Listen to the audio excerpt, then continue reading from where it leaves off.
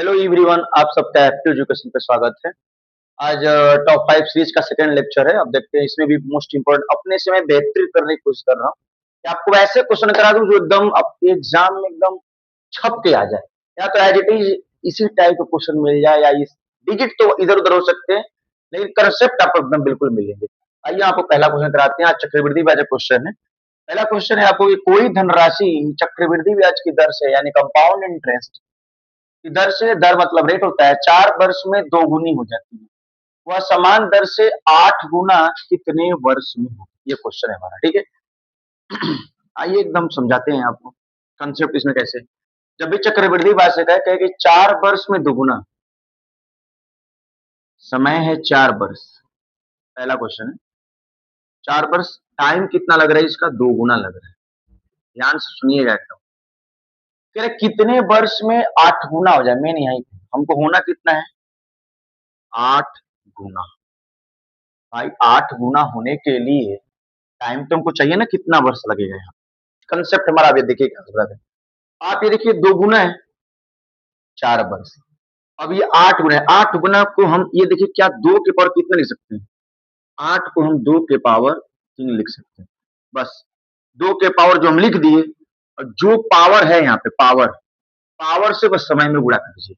यानी पावर से समय में जब गुणा करेंगे आप, यहाँ जो आप क्वेश्चन मार्क लगाए हैं, यानी 4 गुणे कितना हो जाएगा? 3।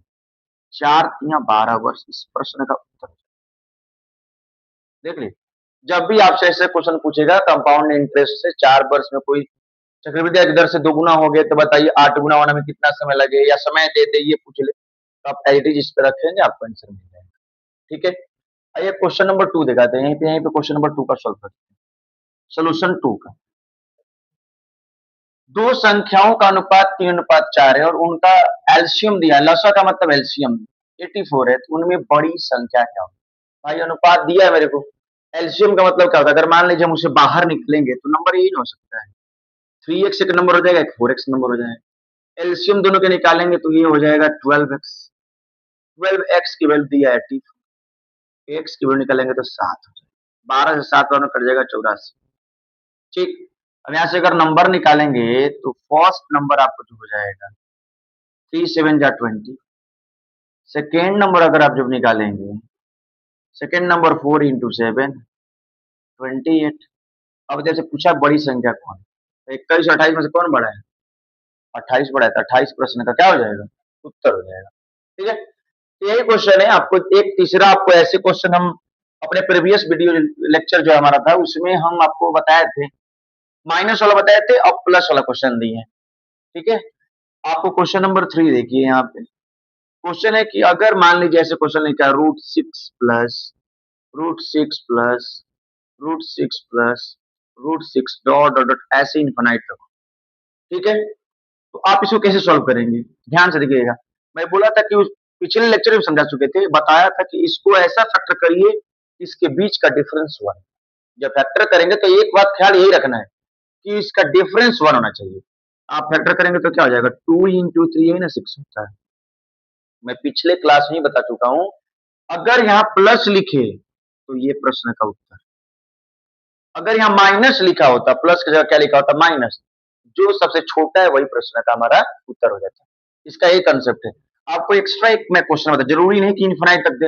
मान लीजिए क्वेश्चन ऐसे दे दे आपको, √2 + √2 + √2 ऐसे।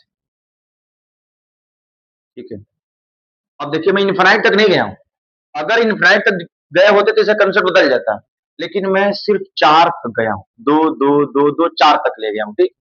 आप इसका करने का तरीका कैसे होता है कि 2 के पावर लिखिए, रूट कितनी बार है? 1 2 3 4 बार, मतलब गिनने का तरीका, या ये 4 बार गिन लीजिए। जैसे आप क्या करेंगे कि 2 के पावर 4, 2 के पावर 4 कितना होता है? 16। नीचे लिखेंगे 16, इससे ठीक एक कम ऊपर लिखेंगे 15। ये प्रश्न का उत्तर है। किसी भी क्वेश्चन निकाल सकते हैं। ऐसे क्वेश्चन जब पूछेगा तो आप जो √2 दे, √3 दे, √5 दे, पहले नीचे से लिख लीजिए।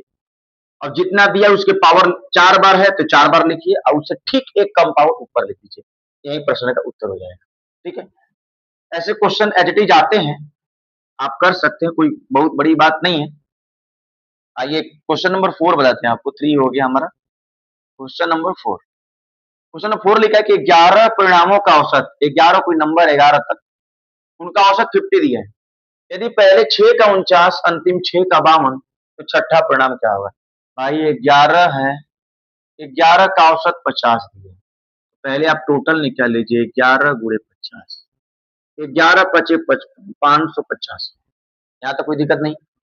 पहले 6 का 49 दिया है, पहले 6 संख्याओं का औसत 49 दिया है।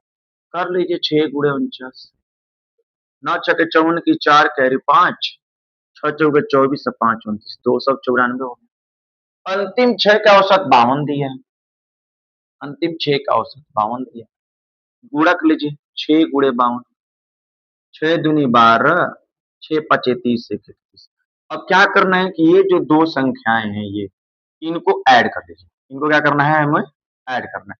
4 दू 6, 9 1 10, 3 दू 5 1 6, कितना आ गया 606। देखिए हमसे बोला था 11 संख्याओं का औसत 50 था, तो टोटल 550 आया था। लेकिन बेटा इसमें हम स्टार्टिंग 6 लिए, बाद के भी 6 लिए, एक टोटल 12 हो गया। यानी एक 6 को दो बार काउंट कर चुके हैं। इसे करने का तरीका हमसे पूछा है कि तब बताइए छठा परिणाम क्या होगा? तो निकालने का तरीका है कि 606 में से जो 11 का औसत निकाले, बस उसे माइनस कर लीजिए। यानी 606 में से आप 550 को माइनस कर देंगे, उत्तर हो जाएगा 6 10 में से 5, यानी 56। यानी जो छठवां नंबर होगा वो क्या होगा? 56 होगा। ठीक है, यही क्वेश्चन का हमारा क्या हो जाएगा? आंसर हो जाएगा। क्वेश्चन नंबर 5 पाइए, अंतिम क्वेश्चन है, बहुत इंपॉर्टेंट है भी है। द्विघात समीकरण का मतलब आपको क्वाड्रेटिक इक्वेशन दिया हुआ है, 2x square minus 5x plus 3, मूलों का योग बेटा रूट 2 होते हैं, अल्फा और बीटा। सम ऑफ जीरोज मतलब मूलों का योग, अल्फा प्लस बीटा बराबर होता है माइनस बी बाई ए, याद कर लीजिएगा। Product of zeros alpha into beta होता है सी बाई ए। हमसे पूछा क्या है? मूलों का योग, मूलों का योग मतलब अल्फा प्लस बीटा पूछा है। ठीक है, तो आप अल्फा प्लस बीटा आराम से निकाल सकते हैं। ठीक, अल्फा प्लस बीटा निकालेंगे तो ये है ए, आप जानते होंगे क्वाड्रेटिक होता है A X square plus B X plus C के फॉर्म में होता है। आप यहाँ से कोरिलेट करेंगे तो ए की वैल्यू आ जाएगी 2, बी की वैल्यू आ जाएगी -5, सी की वैल्यू आ जाएगी 3। आपको तो अल्फा प्लस बीटा निकालना है, तो अल्फा प्लस बीटा बराबर माइनस बी बाई ए। तो बी की वैल्यू पहले से एक और माइनस है, अब क्वेश्चन में भी माइनस है, यहाँ पे लिखेंगे -5 अपॉन ए की वैल्यू है 2, माइनस इंटू माइनस प्लस हो जाएगा, यानी इसकी आंसर कितना जाएगी 5/2। इस प्रश्न का उत्तर है। अगर प्रोडक्ट ऑफ जीरोज पूछा होता, अल्फा इंटू बीटा निकाल लेते, सी बाई ए, सी की वैल्यू 3 है, ए की वैल्यू 2 है। अगर पूछा होता प्रोडक्ट ऑफ जीरोज कितना आएंगे, तो 3/2 बता देते। ठीक है, बाकी कोई दिक्कत होगा तो आप हमें एकदम कमेंट करिए, बताइए।